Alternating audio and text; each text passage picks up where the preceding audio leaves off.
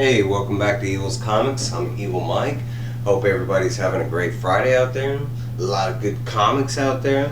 Got a review for you. This is Boom Studios, Mall Number 1. This was on my list, but I knew very little about it besides the title and that it was horror and about witches.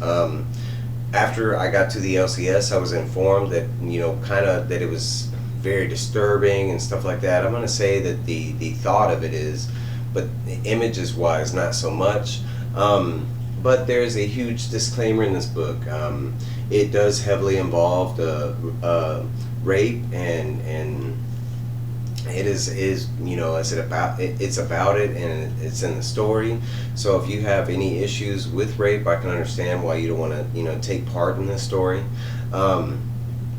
With all that being said, after that, let's get into it. A story by Jude, Ellison, Doyle, illustrated by A.L. Kaplan, colors by Fabiana Mascolo, with assistance from Federica Mascolo, and then letters by Cardinal Rae.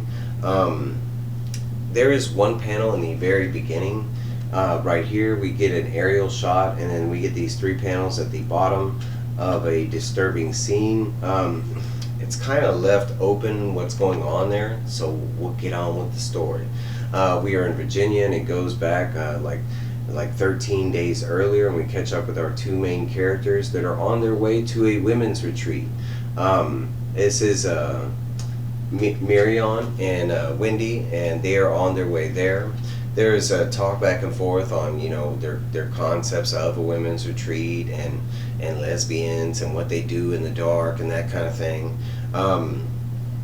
There is also, once they're making it to the compound, there's a back and forth conversation with the taxi driver stating that he is the only man that's even allowed to go into the compound, and he can only go in so far. But once they do get to as far as he can get there, he basically stops and lets Wendy out. She was the one that was invited to the retreat, so she goes off to meet the person that invited her. Marion sticks back and kind of hangs with the taxi driver, not looking forward to rushing to the whole women's retreat thing. Wendy does make it to over the dunes, where where all the other women are, and we see that the women are there, having a great day at the beach. Without the worries of men being around. We do meet the head person of the community or commune or where the retreat, and her name is Miranda. And she kind of states, has this conversation about power and the effects of or without power. People holding power over the other people, or people minusing the power in their lives, kind of thing. But they go back to Marion, and basically she's like, man, before I do this, I got to get drunk, type of thing. So she does end up paying the taxi driver to take her back into town.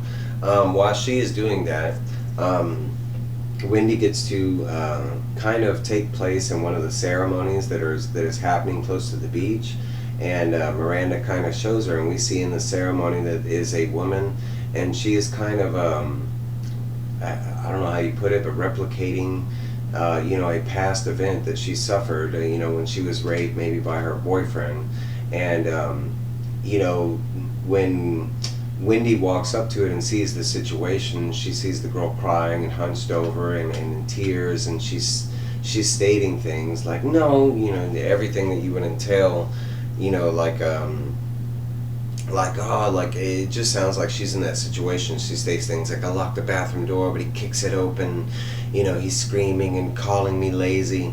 And basically what she is doing is, it looks like some form of magic, because as you can see, she is taking all that hate from that situation, and she is putting it in this idol, which kind of goes back to the very front, the inside of the front cover that I showed you in the beginning. And they show you here that they take those idols that they have placed this hate in, and they attach to a tree. And the lady Miranda states that is like half of the ceremony, and they kind of cut from that situation.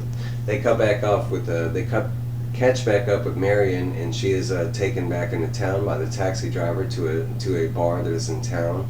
and Marion's just having a nice night, at the bar, and eventually she does end up meeting a guy at the bar. We will call him Mr. Creepy, and Mr. Creepy comes over, and he starts messing with Marion, and Marion doesn't want to really do anything, have anything to do with him or anything, and and he's still being persistent and stuff, and eventually, while trying to apologize, he offers her a drink and offers to buy her a drink, and she's not really paying attention, which she should have been paying attention, but he does give her the drink, but it did not come from the bartender. It came from him himself. Like, he walked over with the drink, with his hand over the drink, and then slipped it to her. Of course, please, that this is my disclaimer to you. Please never take a drink from anybody that you do not trust. If you do not see it come from the bartender, don't accept it. It's that easy. It's just a drink, and drinks are not that expensive. So please, but the unfortunate does happen. He did end up drugging Marion, and she wakes up and she's getting like bits and pieces of what happened, and unfortunately she was raped by this individual. She wakes up kind of battered and bruised, and she's getting bits and pieces, like it looks like a statue being dragged through the beach to this cave, where she wakes up in the cave. We get more of her waking up in that cave, and then she's starting to remember more of the statue. Later on that night, she does call Wendy, and she does kind of tell her about the story, which is kind of amazing, because it's a big task in itself, talking about it. We do find out that this is the first time that this has happened to Marion, that it happened in the past. They kind of show these wanted posters, like somebody had abducted her and unfortunately raped her in the past as well. So we do see that she has suffered through this, and she's kind of like, she kind of paints this picture like, it's happened before, I'm kind of getting used to it type thing, which nobody should ever get used to kind of thing.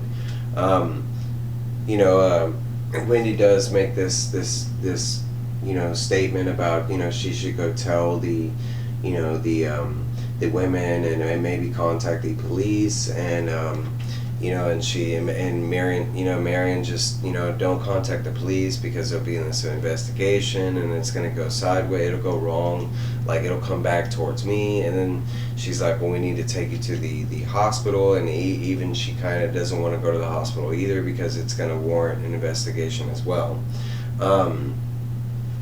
We do go back to Wendy, and she kind of goes back to where Miranda is, and they're performing like maybe the after part of the ritual, and at the same time we just see Marion in the shower, kind of washing the day away after talking to Wendy, and that's pretty much it for the first issue. I can't say enough. It was a good read. I really love the art. The art was just amazing, especially the some of the facial expressions and stuff like that. The paneling is really good. I understand that it does involve something, terrible, and again, I can understand if this is off limits. Like I said, it doesn't really show too much. It's more, all in the head. Which I'm pretty sure that, if they wanted to, that they could be as graphic as they wanted to, and I'm kind of glad that they took this route and didn't have to show us everything. I actually, but for a first read, it was really good. I kind of like where this is going. I'm kind of interested to see this. Hopefully this girl gets this power and finds this guy and gets her revenge kind of thing. F that guy. But that's my review. Like, comment, subscribe, share. That's all I got for you. I got more reviews coming. Stay tuned. I hope everybody's has a great weekend, and I'll see you soon. Bye.